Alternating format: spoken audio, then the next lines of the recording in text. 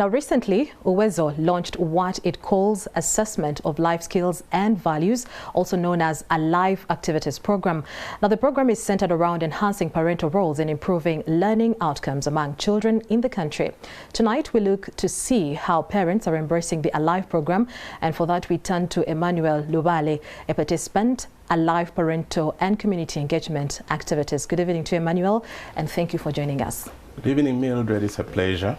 Thank you. Yeah. And so now, just to remind our viewers, what is Alive, the program, and what are some of the life skills that you are focusing on, and how did you determine or choose these topics? So Alive stands for Action Life Skills and Values in East Africa, and it's a collaborative initiative that aims at supporting education systems to nurture life skills and values among us young people. We all know that the world where we live in now is quickly changing. And so for one to thrive and live and work, you need skills that enable you thrive in a rapidly changing environment. And so we've been supporting education systems, working with the government, communities, schools, parents, the media, to, first raise awareness about the importance of these skills, but also support parents on how to go about the process of nurturing them. Yeah. And what skills are we looking at here? A range of them. Our 2022 assessment that focused on about 45,000 young people in Uganda identify that life skills proficiency, specifically problem solving, in Uganda was just 3%. So you're talking about young people that are able to use a variety of dimensions to find a solution to a problem. And governments, the UN, workplaces are increasingly saying that it's not enough to go to school, it's not enough to become a good carpenter or chef or media practitioner. You've got to figure out how to navigate the realities of the environment that you're working in. Okay. So you've got to relate, and the world is looking for problem solvers.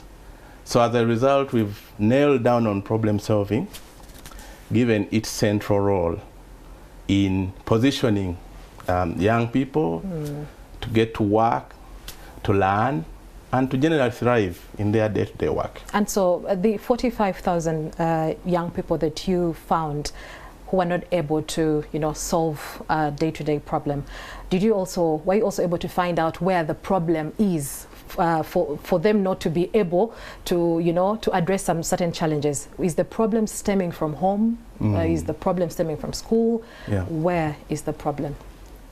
You just maybe addressed everything that relates to the problem. It's systemic.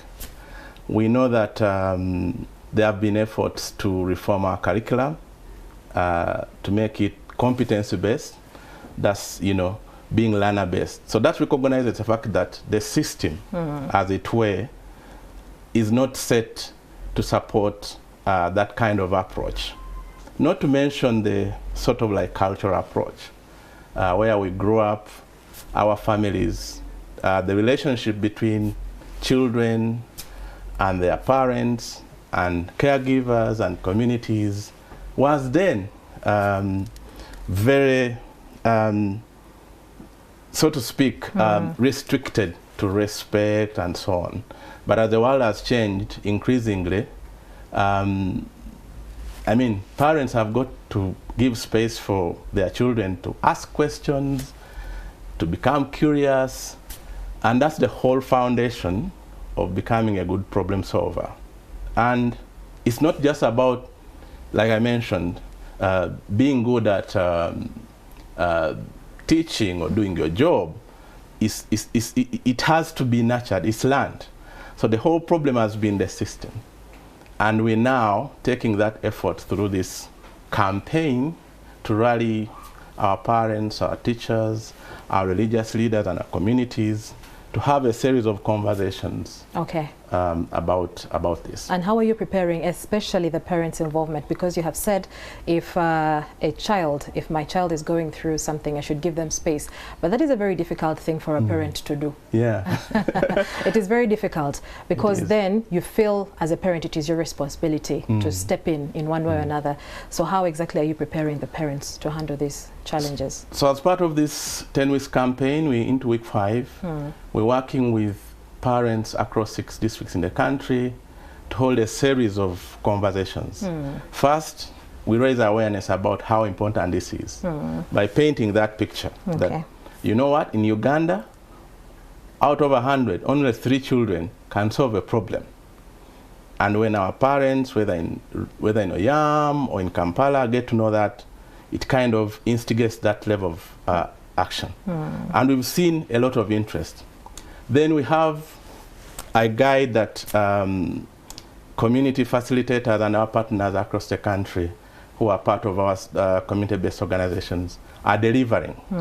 So they have conversations ranging from how to handle curiosity. If a child approaches you with a question, however sensitive, do you deflate it? How do you respond to it? 2, how do you foster skills of taking risks? Because we know, we've learned that for you to become a problem solver, you don't perfect it at the first instance. You fail, you learn from your failures. So we're trying to bring it to the attention of parents, our communities, our religious leaders, that this is a very important process, and they have a role to play.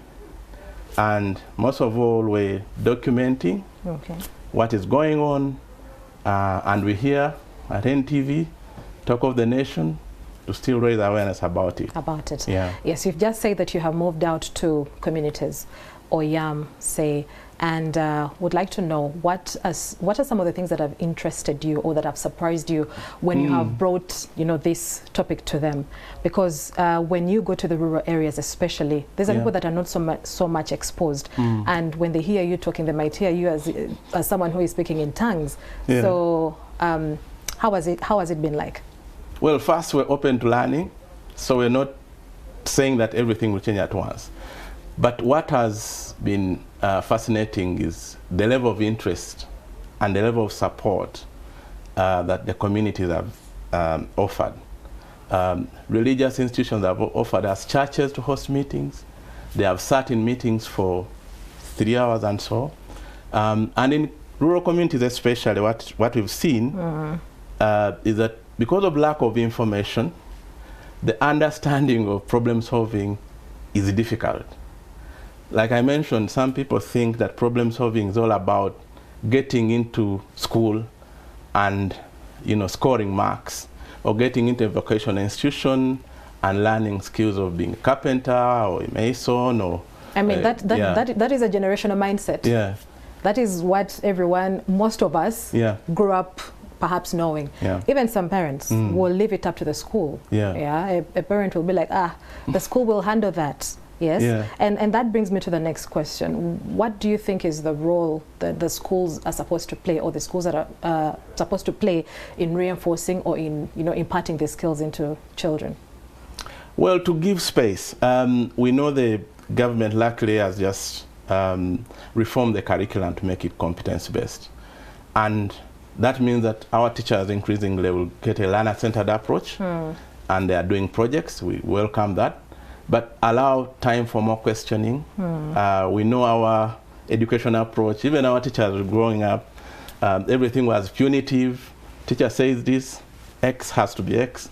So we've got to open up to the reality of the generation and the times, that when you allow people to ask, to question, to take risks, to learn from their failures, you're building increasingly a problem solver. And this doesn't have to be at school, because we also have that perception that go to school and learn how to solve problems. We're saying that whether it's your pastor, whether it is in your home, whether it is your community, things have to happen. Even if you locked up your child and they are not interacting, they will still face these things. And somehow you have to be intentional about listening, about giving space, about guiding. Yeah. Okay. And slowly by slowly, we hope that this will be appreciated. Okay. And so as we come to a close of this conversation, would like to know, is this a program that is also catering to children with special needs? Or, okay, you did already mention about OYAM, that means you've gone to the rural areas, but the interest is with children with special needs. Does it also cater to them?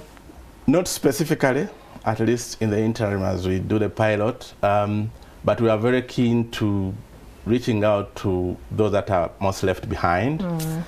We hope that our network of partners that include those that are working with special needs, by the way, will in the due course be part of this, because I say it's a pilot, we're learning a lot, and so we hope to get many more people involved, including possibly those that are working with children that have special needs. Okay, so what are some of the challenges that you have faced, and what support do you think government could offer in ensuring that this program is a success?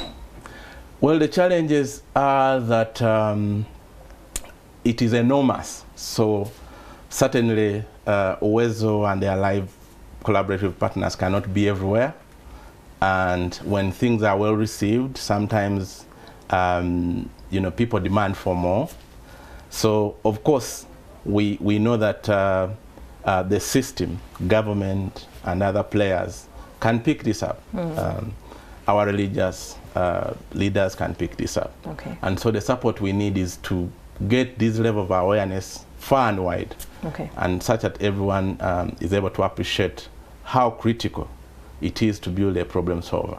Yeah. And lastly, just a word to a parent out there who may feel they are disconnected from their children's education, but also to those that, the 9-to-5 parents that may not have enough time to sit down with their children and, teach them life skills or problem-solving skills. Just a word to them as we close this conversation. Start small. So like we're saying, we're dealing with a systemic issue. We grew up in a very restrictive environment. There are cultural attributes to this. Some of us are confused. So take the first step. Maybe get your child to open up to any question. If you're struggling, talk to other people. And through this network of parents, we hope that a movement of change makers can evolve. And even through these conversations, we hope that this message can go far and wide and get everyone thinking. There are not like solutions out there. Something may work in one context and may not work in another. Okay. So sometimes you may not have the exact answer that works for your child, but try and share. And of course, there are some guides that we are producing that could help parents that wish to do so. All right. Thank you. Emmanuel Lubaale is a participant from the Alive program initiated by UWEZO. And the parents, you have had it. You have so much power in changing or improving your child's learning outcome, and therefore take the initiative to be present. And with that, we take a short break. When we return, we'll be hearing from the